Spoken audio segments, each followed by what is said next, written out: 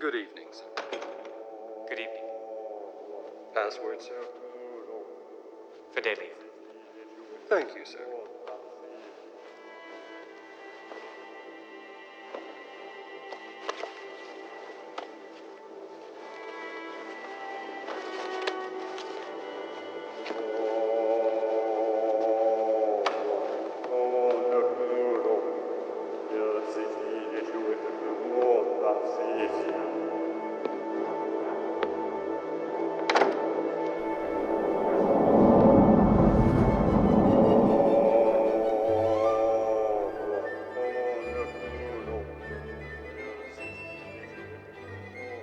Before you hit stop and tune out, I'm asking you, just for a moment, to let everything else fade away. In this modern, fast-moving digital age, take a breath, sit back, relax, and sink into the world of Stanley Kubrick. What follows is an essay crafted by human hands, refined by human eyes, nothing artificial save for the voice you'll hear. The narration comes to you as Hal from 2001: A Space Odyssey, drawing you deeper into the atmosphere and closer to the mind of a master. For over a year now, this has been an ongoing deep dive into Eyes Wide Shut, layer by layer, clue by clue, out of pure appreciation for Stanley Kubrick's craft. Tonight's segment follows one of those seemingly small details you could miss in a blink. A stack of toy shop boxes, a doll named Carlotta Junior, and the reflections, histories, and cultural echoes hidden in that name. From ballet stages and Gothic novels to avant-garde cinema and Kubrick's own past, it's one of those threads that, when pulled, unravels a surprising web of connections across the film's entire world.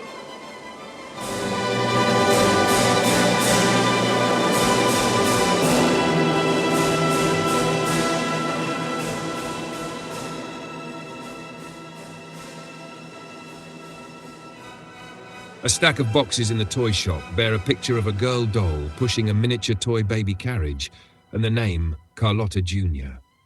This parallels what happens a moment earlier in the same scene. A girl, Helena, with her hands on the push handle of a baby carriage reflected in the picture on the box. What does the name Carlotta signify here? Etymologically, Carlotta is the Italian feminine form of freeman, that is, free woman or free peasant. Helena is Carlotta Junior, daughter of a free woman. Carlotta and Charlotte are the female variants of Carl and Charles. And yes, we do have a Carl in Eyes Wide Shut. The etymology of his name, Carl Thomas, translates to Freemason.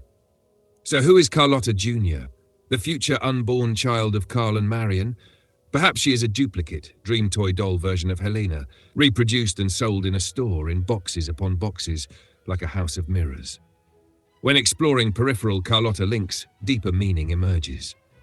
Carlotta Grisi was a famous 19th century Italian ballerina, most known for the romantic ballet Giselle, in her greatest role as the title character.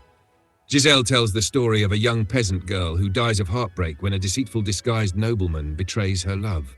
She is summoned back to life by supernatural female beings, spirits of virgin girls who exact revenge on abusive men by dancing them to death. Giselle recalls the tale of Sabrina and Comus, which also has female spirits assisting women who are wronged by men, Tess of the D'Urbervilles, about a peasant girl abused by a wealthy nobleman, and Fidelio, about a woman in disguise. The name Giselle is from the German Gisel, meaning to owe, a pledge. In the Middle Ages, it was customary for rival factions to offer a person, often a child, to each other as a pledge of peace, as in Rosemary's Baby, and also like the mysterious woman in Eyes Wide Shut, who offers to sacrifice herself to save Bill. Is she then like Giselle and Bill the disguised nobleman, or is Ziegler the deceitful nobleman and Giselle is Mandy, the peasant girl? Carlotta Grisi had two daughters, Marie and Leontine, one by her dancing partner and one by Prince Leon Radziwill. So Helena is alternately Carlotta Junior, a princess, or Giselle Junior, the daughter of a heartbroken woman turned spirit avenger. Stanley Kubrick knew about subjects such as ballet, Carlotta Grisi, and Giselle. His second wife, Ruth Sobotka, was a ballerina, dancer, choreographer, art director, and actress. She appeared as the ballerina character Iris in Kubrick's first official feature film Killer's Kiss, 1955, as well as serving as art director, a role she would take again on Kubrick's next movie The Killing, 1956. Iris is the Greek goddess of the rainbow. Sobotka was the Austrian-born daughter of immigrants. Her mother was a Viennese actress named Giselle, and Kubrick scholars speculate that it was likely Ruth who introduced Stanley to Austrian literature, including Arthur Schnitzler's Traumnovelle. Among numerous credits to her name, Ruth Sobotka appeared in The Nutcracker in 1954, while she and Stanley were together, which Helena mentions at the beginning of Eyes Wide Shut.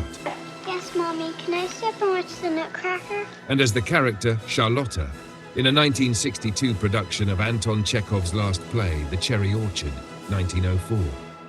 The work dramatizes socio-economic forces in Russia at the turn of the century, including the abolition of serfdom, the rise of the middle class, and the decline of the aristocracy. It has been described as having a dual nature with alternately tragic and comedic elements. The character Carlotta is a governess, like Helena's babysitter Roz, and like Carlotta, the girl doll is governess to the baby doll Carlotta Junior in the toy shop. Ruth Sobotka's first appearance as a movie actress was in the experimental Dreams That Money Can Buy, 1947. Widely recognized as the first feature-length avant-garde art film, with a title that applies to the storyline of Eyes Wide Shut. Hans Richter is credited as the movie's producer, co-director, and co-writer, and the film is comprised of 7 surreal dream sequence shorts. Each segment was written and directed by a prominent Dadaist or surrealist artist of the day, including Man Ray, Max Ernst, Marcel Duchamp, and Richter. Dadaism was an early 20th century art movement that employed collage, sound poetry, cut-up writing, and found object art, with links to cubism, abstract art, and anti-art movements. Dadaists believed in anti-bourgeois protest through art, rejecting capitalist aestheticism, mocking social conventions, and emphasizing the illogical and absurd. Dreams That Money Can Buy tells the story of a man who can see his own dreams while looking into his eyes in the mirror, then sets up a business selling actual dreams, the contents of which bear similarities to Eyes Wide Shut. These include a young couple, a blind man, a mask, mirrors, mannequins, toy figurines that come to life, and many close-up shots of eyes. Ruth Sobotka appears as the girl in Man Ray's segment, Ruth, Roses and Revolvers. The roses in the title connect to Eyes Wide Shut imagery, and there is a meta-cinematic use of Ruth's real name as both the actress and the character, similar to how Jack Nicholson played Jack and Danny Lloyd played Danny in The Shining. Given Kubrick's reputation as a completist, and knowing that his second wife acted in Dreams That Money Can Buy, one would assume he saw the movie and that its conceptual parallels to Eyes Wide Shut are no accident. But it goes even further. Stanley Kubrick himself is actually in the film. An uncredited 19-year-old Stanley appears briefly as an extra, visible a few times, in an intermittent series of shots from around 34 minutes and 55 seconds to 37 minutes and 35 seconds of Dreams That Money Can Buy. He is sitting next to his then-girlfriend and soon-to-be first wife, Toba Metz, both of them audience members, at a screening of an avant-garde film within the film, in the very scene featuring his future second wife, Ruth Sobotka. Stanley and Ruth married in 1955 and divorced in 1957.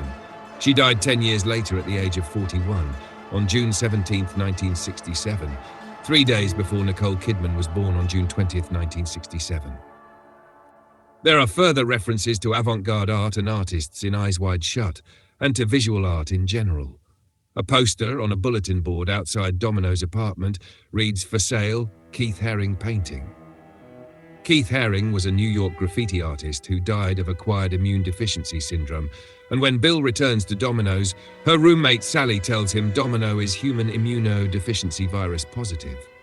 On a related note, when Bill is looking for Nick, the Gillespie's waitress tells him Nick's hotel name, implying she slept with him, but only after Bill lies about having important blood test results, suggesting a sexually transmitted disease. Also on the bulletin board is an advertisement for body-oriented psychotherapy, in keeping with the film's psychosexual themes. Bill leaves the hospital morgue and walks down a hallway bizarrely adorned with abstract paintings, as if it were a surrealist art gallery, recalling his apartment hallway likewise filled with colourful paintings by Stanley's wife, Christiane. Alice is a former art gallerist, who we see wrapping a Vincent van Gogh art book as a Christmas gift for Bill. At the Nathansons, as the housekeeper Rosa moves from one room to the next, a Mark Rothko painting is panned over quickly. Mark Rothko was a Jewish, New York-based abstract artist who, like Vincent van Gogh, died by suicide. Also appearing briefly on the wall of the elevator to Bill's medical office is the painting Counterweights, 1926, by Russian artist Wassily Kandinsky.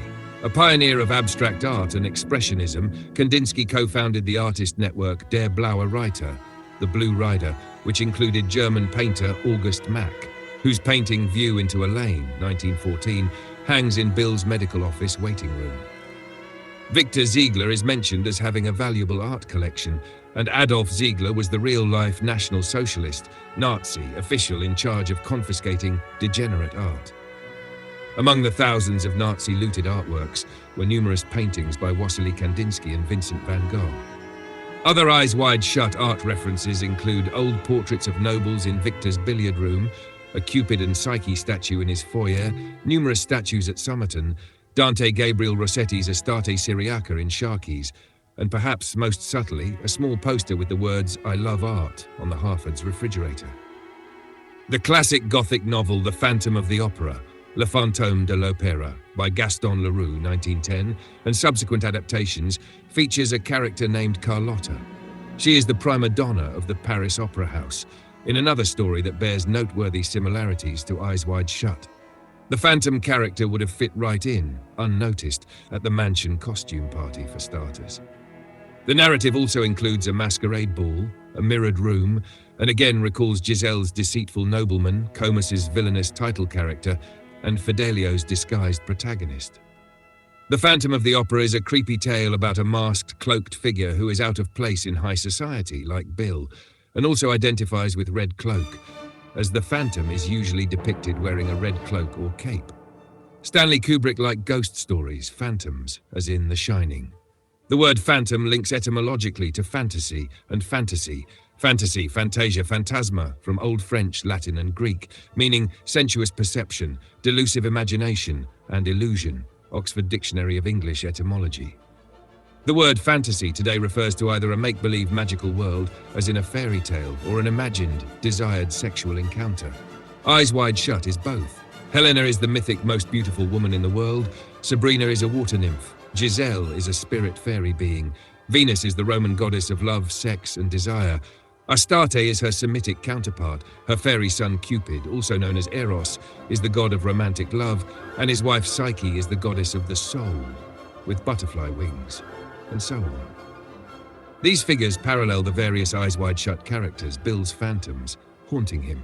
Perhaps the most notable connection to Carlotta Junior is that Charlotte is the name of Lolita's mother in Vladimir Nabokov's book Lolita, 1955, and is played by Shelley Winters in Kubrick's film adaptation. So Carlotta Junior is then Lolita. And Lolita is a diminutive of Dolores, which means sorrowful or suffering in Spanish, Random House Spanish-English Dictionary. A sad girl, contrasted by Carlotta, a free woman.